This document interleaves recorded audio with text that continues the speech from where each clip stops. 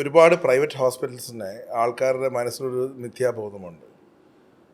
Private ആശുപത്രികൾ normal delivery മാറ്റി സിസേറിയനെ ആക്കുന്നു, സാമ്പത്തികമായിട്ട് ആശുപത്രിക്ക് കാശുണ്ടാക്കാനായിട്ട്.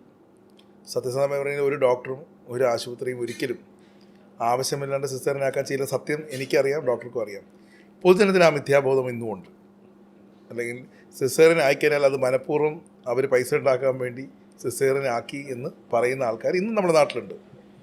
അതിന് ഡോക്ടർ എങ്ങനെയാണ് ഉത്തരം നൽകുന്നത്? ഒരു പേഷ്യൻറ്റിന് അവർക്ക് സുഖപ്രസവമായാൽ ഏറ്റവും അധികം സന്തോഷിക്കുന്ന ഗൈനക്കോളജിസ്റ്റ് തന്നെ ആയിരിക്കും. പക്ഷേ ഒരു പേഷ്യൻറ്റിന് എന്തെങ്കിലും ഡെലിവറി സമയത്ത് എന്തെങ്കിലും കോംപ്ലിക്കേഷൻസ് വരികയാണെങ്കിൽ, ഇപ്പോൾ കുട്ടിയുടെ ഹാർട്ട് ബീറ്റ് കുറഞ്ഞു പോവുക, കുട്ടിക്ക് ഫീറ്റൽ ഡിസ്ട്രസ് വരിക, അല്ലെങ്കിൽ മഷി ഒഴുക്കുക, അല്ലെങ്കിൽ വേറെ എന്തെങ്കിലും ഒബ്സ്ട്രക്റ്റഡ് ലേബറിലേക്ക് പോവുക, അങ്ങനത്തെ ഒക്കെ അവസ്ഥയിൽ വരികയാണെങ്കിൽ അടിയന്തിരമായിട്ട് നമുക്ക് സിസേറിയൻ ചെയ്യേണ്ടി വരും. അത് അമ്മയുടെയും കുട്ടിയുടെയും ജീവൻ രക്ഷിക്കാൻ വേണ്ടി ചെയ്യുന്നതാണ്.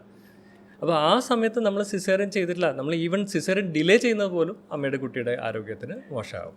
അപ്പോൾ അവരുടെ ആരോഗ്യത്തിന് വേണ്ടിയും അത് രണ്ടുപേരും സേഫ്റ്റി എന്ന രീതിയിൽ സേഫ്റ്റി എന്നുള്ള രീതിയിലാണ്.